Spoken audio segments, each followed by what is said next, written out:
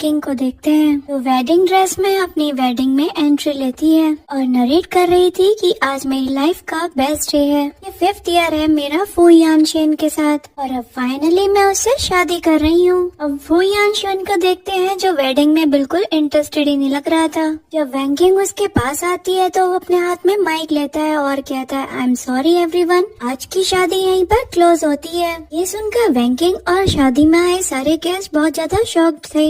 लोग वहाँ पर इसी बारे में बात कर रहे थे। वैंकिंग यानशेन से पूछती है क्या कहा तुमने अभी? वो रिपीट करता है वेडिंग कैंसिल होती है। इस पर वैंकिंग उसका हाथ पकड़ लेती है और पूछती है क्यों? कल तो तुम शादी के लिए कितने ज्यादा खुश थे। यानशेन अपना हाथ छुड़वा लेता है और कहता है मैं इतने सालों से तुम्हारे साथ बस इसलिए था क्योंकि मैं उस क्रिमिनल के खिलाफ एविडेंस इकट्ठा कर सकूं। अब फाइनली वो अरेस्ट हो चुका है। मुझे तुम्हारे साथ एक्ट करने की कोई जरूरत नहीं है। वैंकिंग पूछती है किस एविडेंस के बारे में बात कर रहे हो? क्या एक्टिंग? यानशेन तुम मुझसे मजाक कर रहे हो है ना? यानशेन कहता है मैं तुम्हारे साथ इसलिए था क्योंकि मैं मूव एंड हुआ का ट्रस्ट गेन कर सकना चाहता था और अब सब कुछ सेटल हो गया है। Now we are done. ये सुनकर तो वैंकिंग को काफी ज्यादा शॉक लगा था। वैंकिंग कहती है इसका मतलब पिछले 5 सालों से तुम मुझसे झूठ बोल रहे थे। यानशेन कहता है मैं एक लॉयर हूँ और ये मेरी ड्यूटी है। फिर वो अपने शर्ट पर लगे फ्लावर्स को उतार कर फेंक देता है और वहाँ से गोल्डी उनको कुचल कर चला जाता है।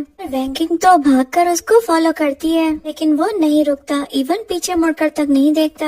वैंकिंग तो बस अब रोती रह गई थी। अभी एक वुमेन कहती है मिस्टर मू को अरेस्ट कर लिया गया है। वो अपने फोन में इसी बारे में न्यूज देख रही थी। मैं बताया जा रहा था मू वैन हुआ जो कि प्रेसिडेंट है उनको अरेस्ट कर लिया गया है क्योंकि इलीगल चीजों में उनकी इन्वॉल्वमेंट थी और सारे सबूत उनके खिलाफ थे और उनको जल्द ही कोर्ट ट्रांसफर किया जाएगा। इसके अलावा मूशी ग्रुप भी सेल हो चुका है एंड डिक्लेयर बैंकक्रप्ट। वैंकिंग ये देखती है तो वो बिल्कुल टूट जाती है और वो तो खुद को संभाल नहीं पा रही थी और नीचे गिर जाती है। बात करते हैं वो अचानक से अरेस्ट हो गए और ये लोग बैंकक्रप्ट भी हो गए। ये पैसे पक्का किसी गलत तरीके से कमाए गए होंगे। लोग भी कहते हैं एग्जैक्टली चलो हम यहाँ से चलते हैं। वैंकिंग खुद ही खुद में कहती है ऐसा नहीं हो सकता।